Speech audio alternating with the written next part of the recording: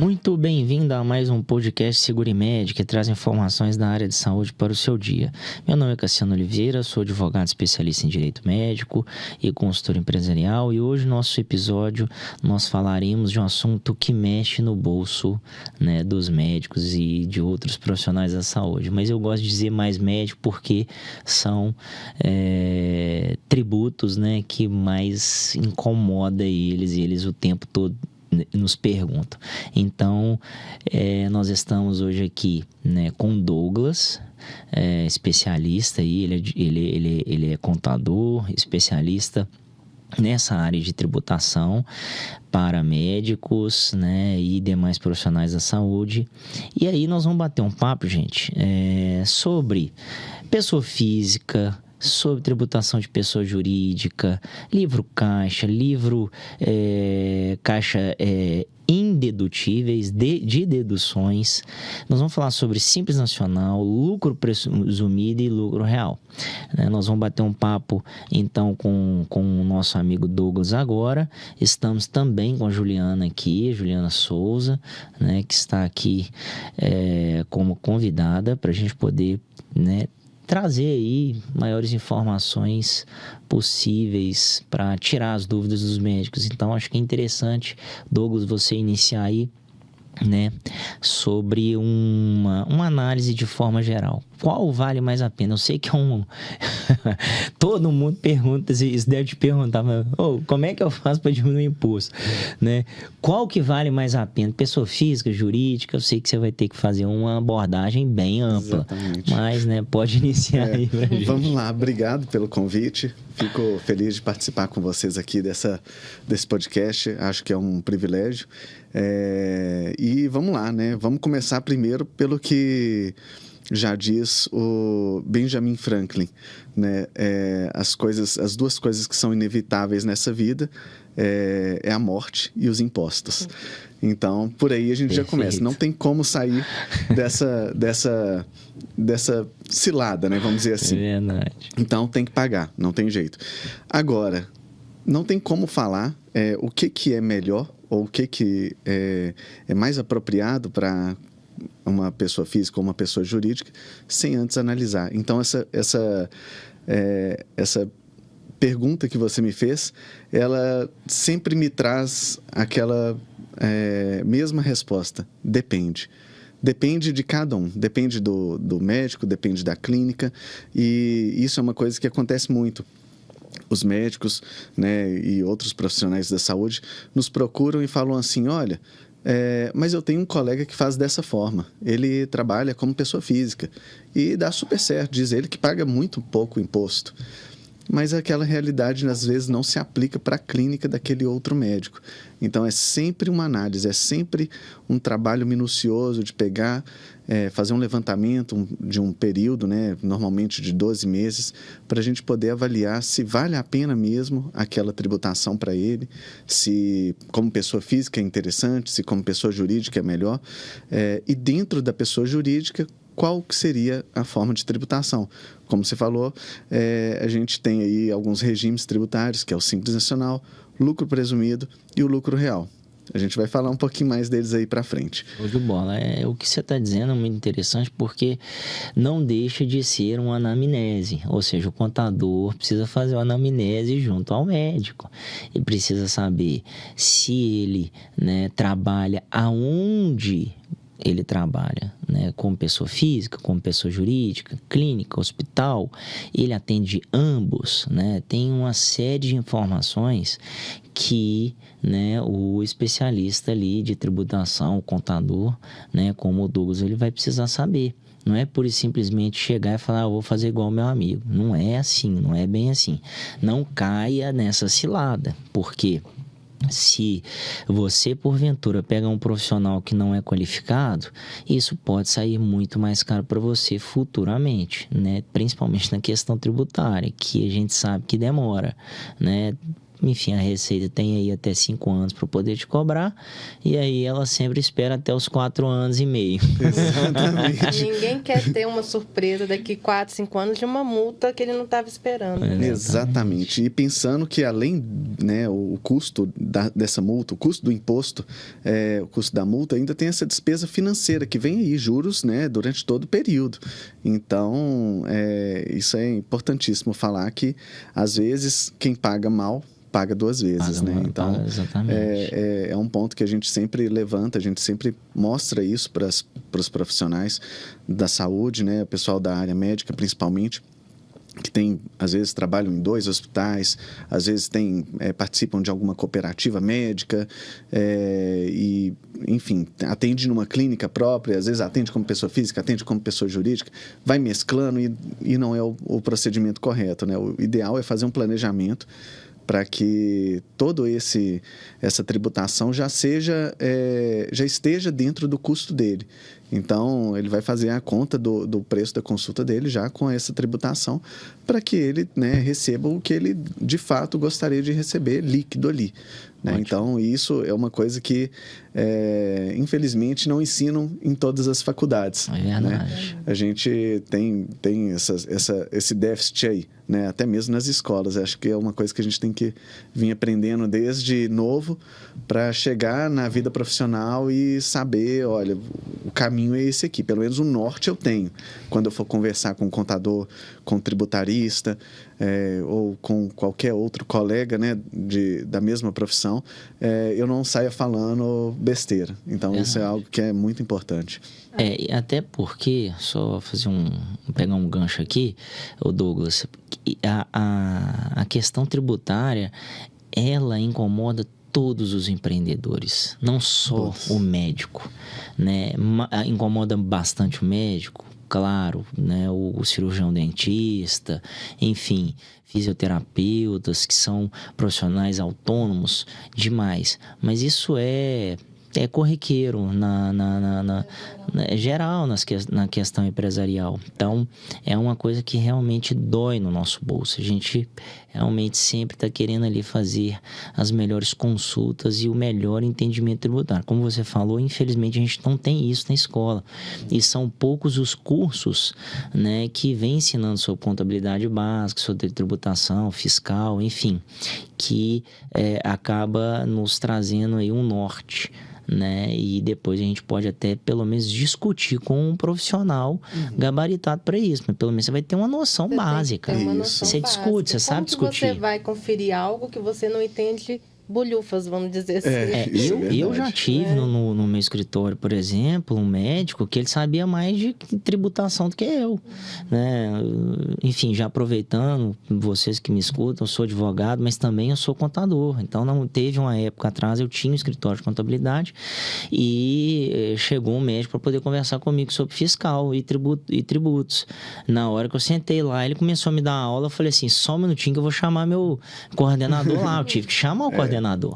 Porque o tanto de conhecimento que esse cara tinha, eu falei, não é minha área, né? Como também a contabilidade tem áreas, tá, doutores?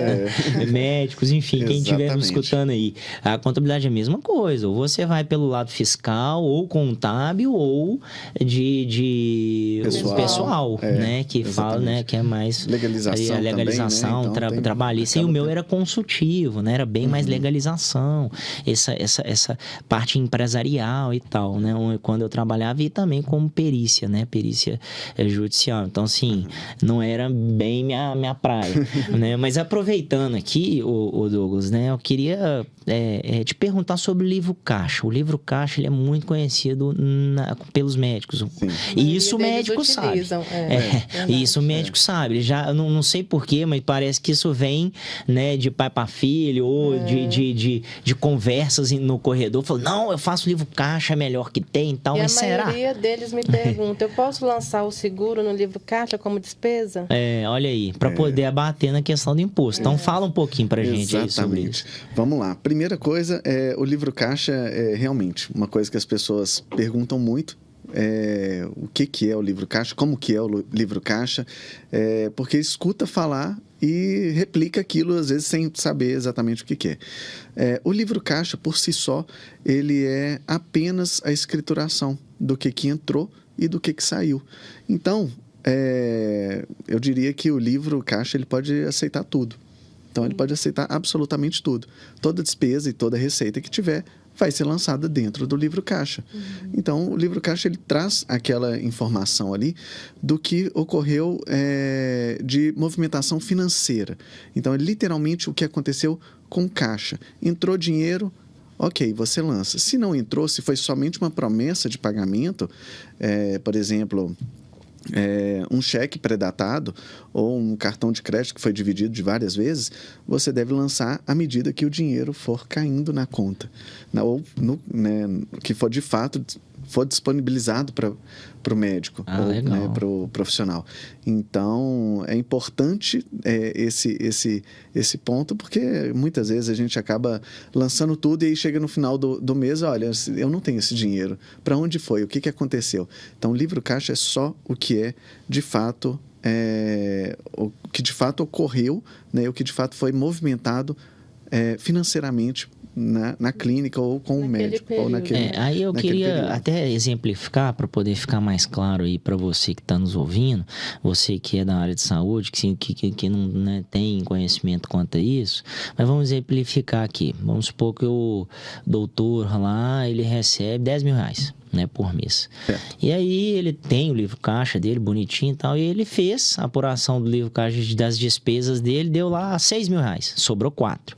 Então, isso quer dizer que vai ser tributado assim, somente em cima dos R$4 mil. Não seria isso, mais ou menos? Mais ou menos. Eu tô te perguntando porque eu quero saber melhor. Esse é o entendimento que eles têm nos corredores. Isso, exatamente. De orelhada, né? Vamos dizer o assim. entendimento de corredor é exatamente esse, mas não é bem assim que funciona. A gente pega as informações que estão no livro caixa e a gente lança no programa da Receita Federal, que é o Carnê-Leão. Lá dentro a gente faz essa apuração e a gente tem despesas que são dedutíveis e despesas que não são dedutíveis. E isso é uma coisa assim que diferencia muito, né? Tem gente que, olha, eu vou colocar todas as despesas que eu tenho no livro caixa. Então, você vê médico mandando um recibo de combustível, né? Recibo cupom fiscal de posto de gasolina. E isso não é dedutível para a atividade, porque não é inerente diretamente à atividade dele. A atividade dele. Uhum. Não é a finalidade. Ele não precisa de carro para operar alguém ou para fazer uma consulta médica. Salvo aquelas exceções onde você tem um deslocamento, um atendimento domiciliar e tudo mais. Mas são raríssimos casos. Normalmente a pessoa vai até a clínica, vai até o médico, né, e lá tem o atendimento, né? Ou até no hospital também. Mas não é bem assim, não é todas as despesas que são incluídas nessa apuração que são dedutíveis, né, que são redutoras dessa base de cálculo do imposto de renda. Então, para isso a gente já começa até a entrar um pouco aí, o que é dedutível e o que não é. Né? Agora a gente já vai até em algo que você já iniciou falando aí.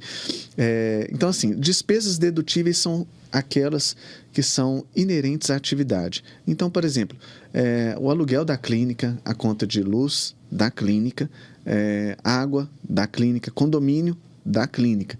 Tem gente que vai pegar a despesa que é da casa, né? E isso não é válido, não é permitido.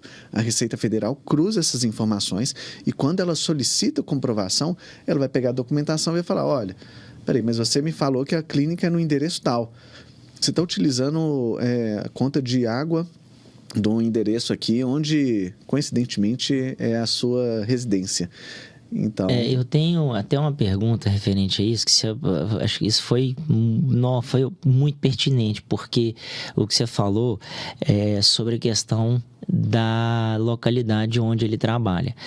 Eu conheço, né, alguns médicos que atuam nas suas próprias residências. Ou seja, o cara tem uma casa, né, na verdade uma bela de uma casa, vamos dizer, uma mansão.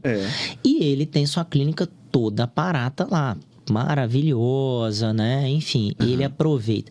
Se no caso dele, ele, né, específico para esse profissional, claro, tá, pessoal? Estou dizendo aqui a título de exemplificação, porque existem outras formas muito melhores de tributação para esse, né? Porque com certeza esse cara é um cara que atende bastante e tal, e nós temos outras formas muito melhores. Mas a grosso modo, né? Se ele atende lá, ele pode jogar como despesas dedutíveis ali no livro caixa dele, né? Porque ele atende, a clínica dele é ali, É, né? na casa dele, então isso faz sentido. A questão é o seguinte, claro que cabe também um ponto de bom senso, né? Porque às vezes a pessoa tem piscina em casa, tem, sei lá, um chafariz e fica jogando água para cima, tem jardim, e a diferença, né? O custo disso, né? De energia, o custo de água não condiz com a atividade. Então, cabe também um bom senso. O certo mesmo seria fazer essa separação. Então, eu atendo na minha casa, mas a água que vai para a clínica, ela é separada. A conta de energia, ela tem um relógio, um padrão próprio para a clínica. Esse seria o melhor dos cenários. Então, você separa a sua residência da sua clínica somente para fins de comprovação dessas despesas, né? Já que é algo significativo. E para não ocorrer de você simplesmente lançar o valor que está ali e chegar na Receita Federal, o fiscal bater o olho e falar assim, olha, mas é uma clínica que atende você e uma secretária. Você aparentemente não tem nenhum equipamento aqui que consome muita energia, e a sua atividade não tem nenhum tipo não exige nenhum tipo de equipamento, e você tem uma conta de energia de R$2.000. Como que você me explica isso? Então, assim, para evitar esse tipo de situação, vale o bom senso, né? Claro que num caso desse, né, um médico que tem uma casa tão grande assim, uma mansão, provavelmente a gente está falando de volume grande, né, de faturamento, provavelmente outras despesas, outros custos inerentes, então a gente já partiria para outro regime de tributação que talvez fosse mais adequado, sempre avaliando o que é a situação daquele médico. Ótimo. Então, eu já quero aproveitar essa pergunta sua, né? Na verdade, essa sua justificativa dizendo que, né, existem outras formas de tributação. E aí eu quero te perguntar, como funciona a tributação realizada por pessoa jurídica? Vamos lá. A pessoa jurídica, ela tem a tributação, né? A gente tem 3 tipos de tributação que podem ser, que incidem, né, sobre a pessoa jurídica. A primeira delas, que é a mais falada, é o Simples Nacional, que é a mesma questão do livro caixa, né? Aquele papo de corredor acaba falando, olha, melhor coisa que tem é o Simples Nacional. Vai nele que é o que você vai pagar menos imposto. E que não é bem uma verdade, né? Pode acontecer de, na hora que a gente está fazendo o planejamento, a gente identificar, olha, o Simples Nacional não é vantajoso para o seu caso. Né? Então, mais uma vez, aquele papo de corredor, aquela coisa do tipo, olha, meu amigo faz, eu tenho um outro conhecido, eu tenho um colega que faz, não se aplica para todo mundo. O primeiro deles, então, falando já diretamente no regime do Simples Nacional, ele é dividido em 2 anexos. Esses anexos, né, e aí é importante a gente sempre aprofundar um pouco mais, não simplesmente só falando, né, que existem 2 anexos, pura e simplesmente, mas esses 2 anexos, eles trazem tributações e formas de tributação diferentes. Um deles é o anexo 3, que se aplica para clínicas médicas, e o anexo 5. O anexo 3, ele é permitido para aquelas empresas ou para aqueles consultórios, aquelas clínicas que possuem mais de 30% da sua folha de pagamento, quer dizer, mais de 30% do seu custo, né, da atividade ou do seu faturamento, né, que é normalmente utilizado como base para a Receita Federal, um terço ou 30% daquele faturamento, hoje 28%, para ser mais exato, com folha de pagamento. Aí você pode tributar no anexo 3. Essa tributação ela começa em 6%. Então, já falando até em valores, se você faturou ali, né, R$10.000, vamos trabalhar com esse número, e você, né, tem, vamos supor aí, R$2.800 de custo com um funcionário, você automaticamente pode ser tributado no anexo 3. E aí, nesse caso, a tributação no anexo 3, você vai pagar os 6% né, sobre esse faturamento.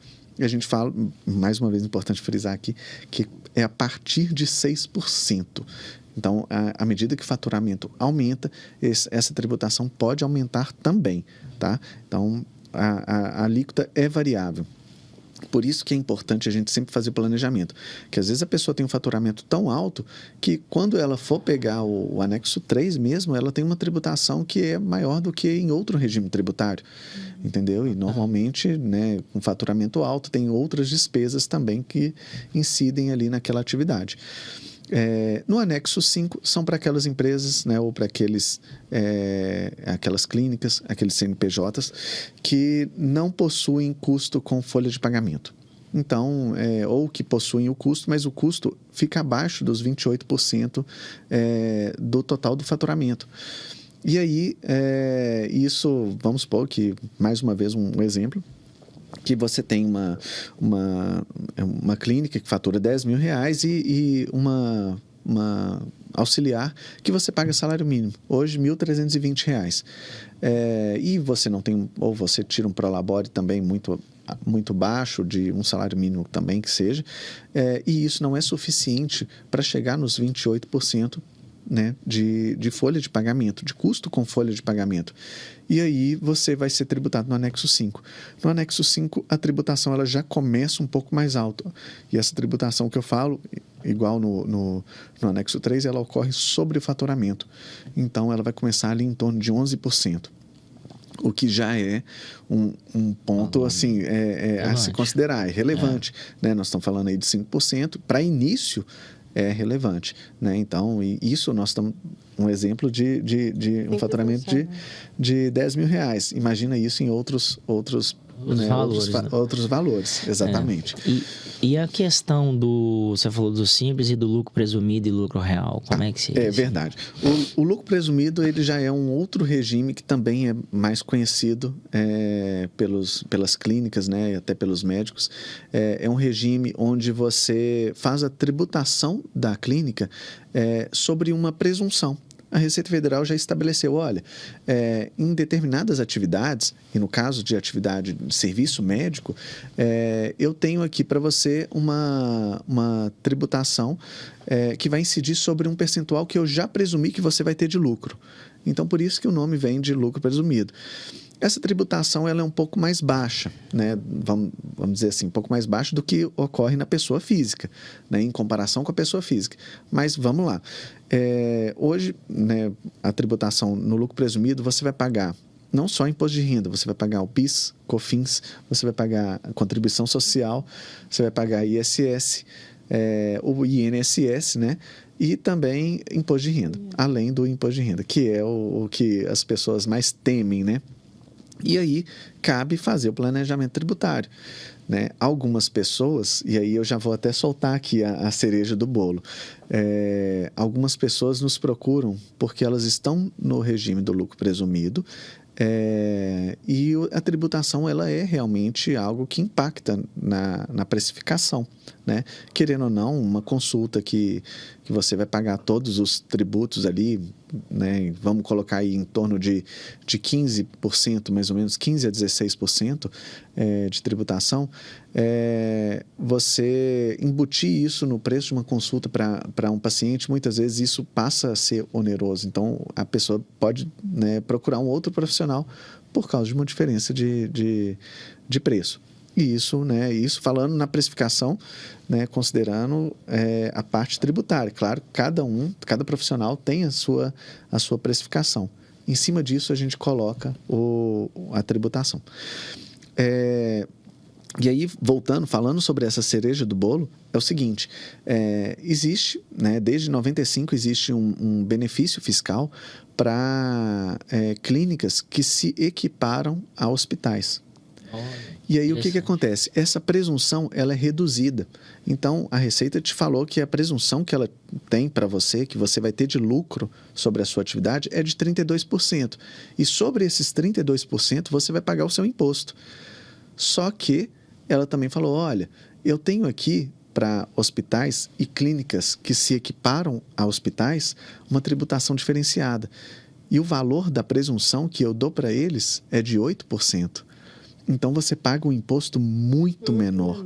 A sua base de cálculo para a tributação ele é muito menor, principalmente para imposto de renda e contribuição social, que é onde dói.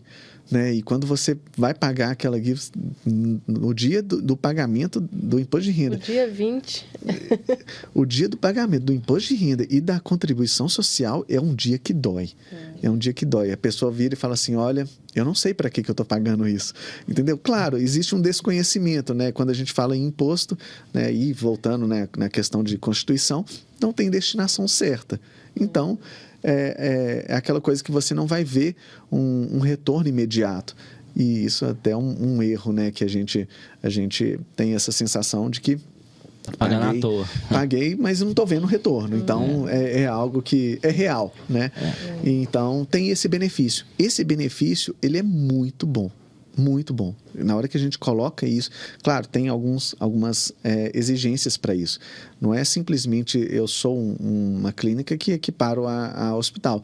Você deve ter atividades que são condizentes com a atividade de hospital, né? Alguns procedimentos, nem que seja pequenas cirurgias, algumas consultas, algumas coisas que promovam a saúde, e não só aquelas consultas pura e simplesmente que não tem nenhum tipo de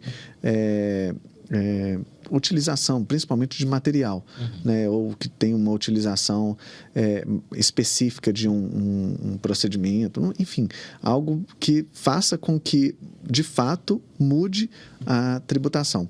Ou seja, não adianta a gente tentar forçar, né, nesse quesito dessa tributação do lucro presumido. Então, você tem que ser efetivo, né, como você disse sobre essa legislação de 95, que eu achei super interessante, muito bacana, só que, né, não é pura e simplesmente fazer, não, vou falar para o meu contador fazer, não, você precisa ter alguns critérios, e isso é muito avaliado, isso pode ser fiscalizado, né, mas, né, não vai servir para todo mundo. Exatamente, não serve para todo mundo e deve ser avaliado assim, minuciosamente, tá? Não é simplesmente chegar e falar, olha, vou fazer e vou assumir o risco, porque é um risco alto, né? Querendo ou não, a tributação é algo que as pessoas muitas vezes também não sabem, não é simplesmente, olha, não paguei agora e lá na frente eu vou pagar, né? Se der alguma coisa eu vou pagar.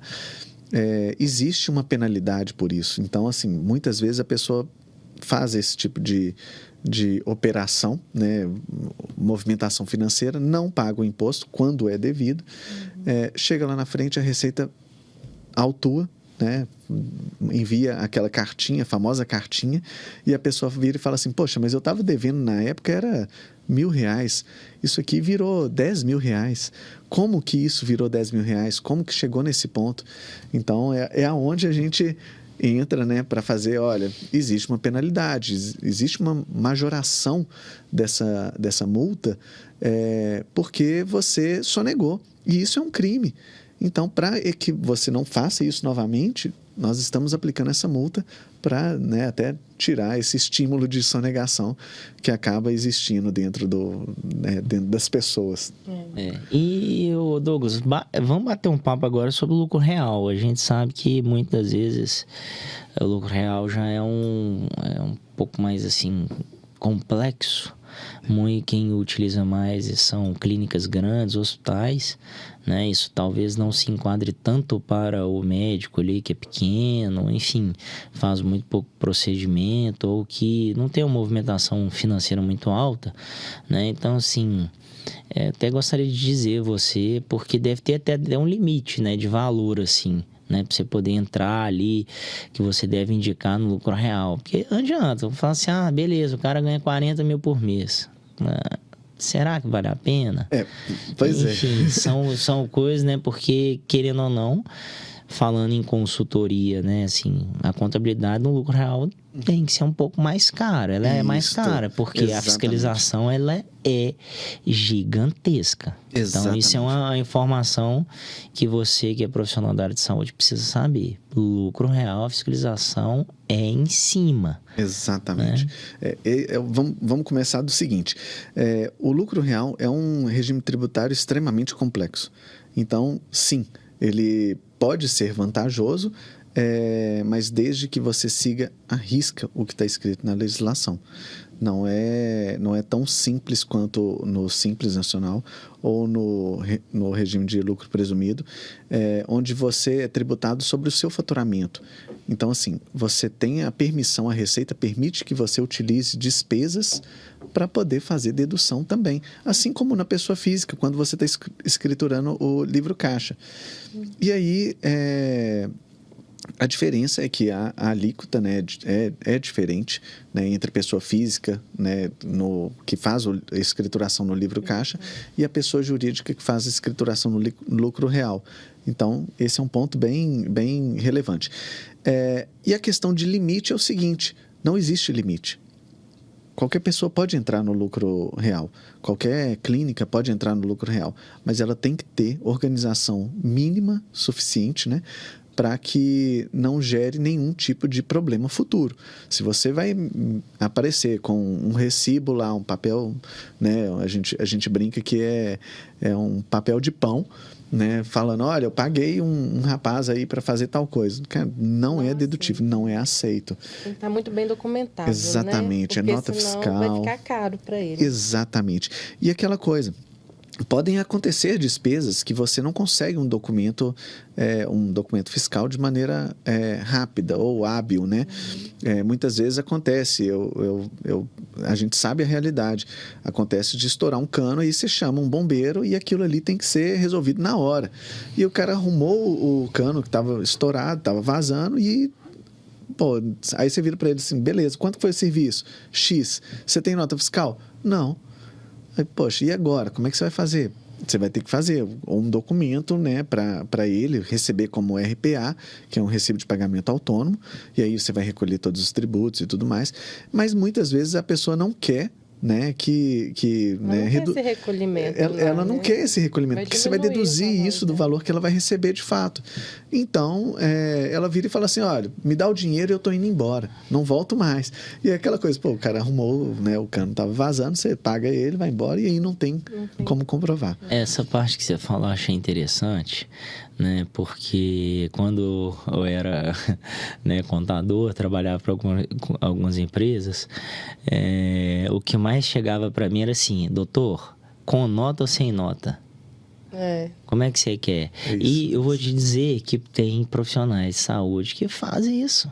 Exato. Fala pro seu paciente, olha, vou te operar, com nota é 10 mil. Isso. Sem nota, eu te cobro 7. Isso. Então, assim, tomem cuidado com isso. Isso é ilegal, né? Tudo que a gente for fazer, a gente tem que pedir nota fiscal. A gente também tem que emitir as notas fiscais e não sonegar de forma alguma.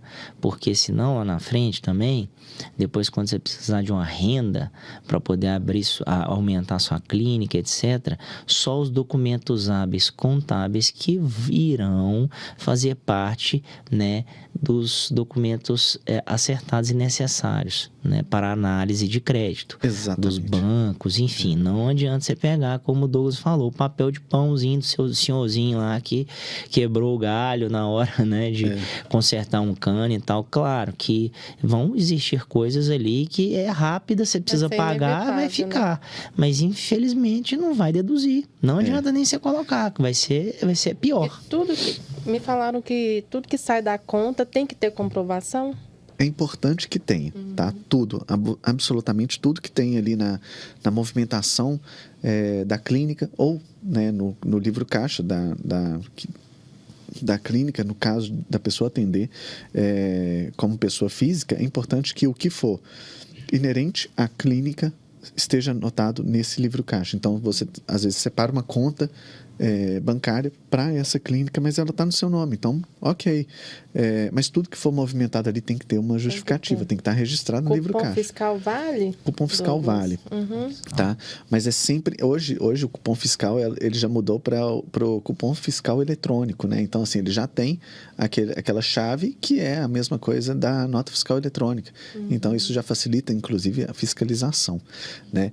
E você, Cassiano, você falou algo muito importante, que é a respeito da emissão de documento.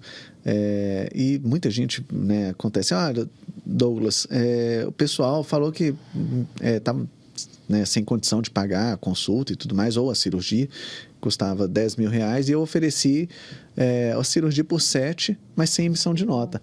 Aí eu pergunto, e como que foi pago isso? Aí a pessoa vira e fala assim, a pessoa fez um Pix para mim. Ok. Então, não resolveu em nada, porque isso vai aparecer. Primeiro que você teve uma variação patrimonial. Isso está aumentando o seu patrimônio. E segundo, que a Receita Federal tem acesso ao Pix. Entendeu? Foi uma ferramenta criada, até brilhantemente criada pelo Banco Central. Então, assim, eles têm acesso a tudo, então não necessariamente depende só dos bancos informarem isso. Então, é algo que não adianta, você não vai fugir. Né? Hoje, o dinheiro em espécie, ele acabou. Então, antigamente acontecia, toma aqui um dinheiro aqui, R$50, mas era um valor menor, né? R$50, você pegava R$50 e já gastava ali na padaria. Então, hoje isso não existe mais. A pessoa te paga por um procedimento que seja R$1.000, é uma coisa simples, tem um valor significativo. E aí você não vai ficar andando com dinheiro na rua, né? Considerando o risco que a gente corre hoje, não vai ficar circulando com um maço de dinheiro na rua, na bolsa, no bolso ou no carro, independente de onde, mas você não vai ficar circulando com esse dinheiro. Então, você vai depositar, você vai utilizar ele para alguma coisa e aí esse dinheiro vai deixar um lastro em algum momento. Então, é importante a gente colocar que, olha, tem que ter documentação fiscal para emitir, né, para regularizar, e tem que ter documentação fiscal para quando você for receber alguma coisa. É importante também, entendeu? Até por questão de garantia. Se não for pela questão de tributação, né, pela questão de garantia do serviço ou do produto que você está adquirindo. Então, isso é importante. Um outro ponto que eu ia falar também a respeito né, no lucro real, você tem essa tributação de imposto de renda e contribuição social sobre o que é de fato lucro real. Então, você tem que ter despesas que comprovam, né, de fato, e também sejam inerentes à atividade, né, da clínica ou do hospital, para poder reduzir essa base de cálculo. Normalmente, sim, são feitos por empresas CNPJs grandes, né, clínicas grandes, com hospitais grandes, onde tem uma movimentação, despesa, né? Muita despesa, folha de pagamento altíssima. Querendo ou não, né, você tem um corpo médico, um corpo clínico muito grande, e aí não tem como você fugir de não registrar, né? Ou se você não for registrar, você vai, que seja, terceirizar através de uma outra empresa, uma cooperativa, um outro CNPJ que vai prestar serviço. E aí você vai ter que comprovar aquelas despesas também através de nota fiscal. Então, você não foge, né, de ter a documentação hábil para poder reduzir a sua base de cálculo. Né? Interessante. Ou seja, vamos resumir, né?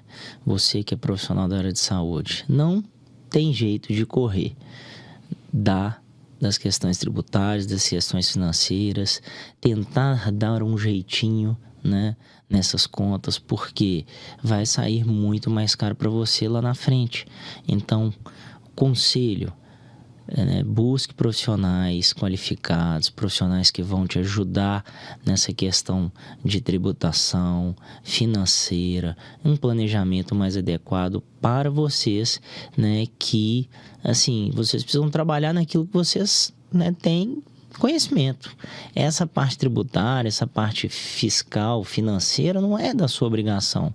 Então, ter um profissional, né, qualificado para poder fazer isso, e você ali, lógico, sempre estando em cima, perguntando, questionando, é de suma importância para a sua vida financeira e tranquila, porque você pode colocar a cabeça no travesseiro tranquilo, sabendo que você não vai ter nenhum tipo de surpresa futura, né? E Exatamente. Se porventura você tiver, que pode acontecer, né, é fácil da gente poder até reverter isso num processo administrativo, né, que são processos bem mais tranquilos e tal, mas aí quem vai fazer vai ser o seu contador lá, enfim, né, com o departamento jurídico dele e tal. Mas gostei demais desse bate-papo, você abriu bastante aqui a nossa mente, né? Explicou bastante né, sobre essas questões financeira, tributária, os tipos de comprovação, como é que funciona livro caixa, como é o Simples Nacional, o lucro presumido, o lucro real, né, e as formas, né, que podem ser essas, já, enfim, repetindo as questões tributárias. Então, assim, você, né, que é profissional da área de saúde, se você gostou, né, se você achou que é interessante, se você acha que tem alguém que possa, né, gostar desse tipo de assunto, manda para ele, né, esse link, né, para que ele, né, possa entender um pouco mais sobre tributação, o que ele tem direito, o que ele não tem direito, tá? Então, pessoal, quero agradecer Douglas pelo esse bate-papo. Obrigado, Juliana aí também pelas suas contribuições. Obrigada, Cassiano. E esse foi mais um episódio do podcast Segurimed Gestão de Risco Profissional, um canal para saber tudo sobre a área de saúde. Não deixe de nos seguir, compartilhar e dar o seu like. E se quiser saber mais sobre este assunto, entre no link que está logo abaixo ou o link da biografia. Forte abraço e o próximo episódio falaremos sobre holding para os profissionais da área de saúde. Até lá!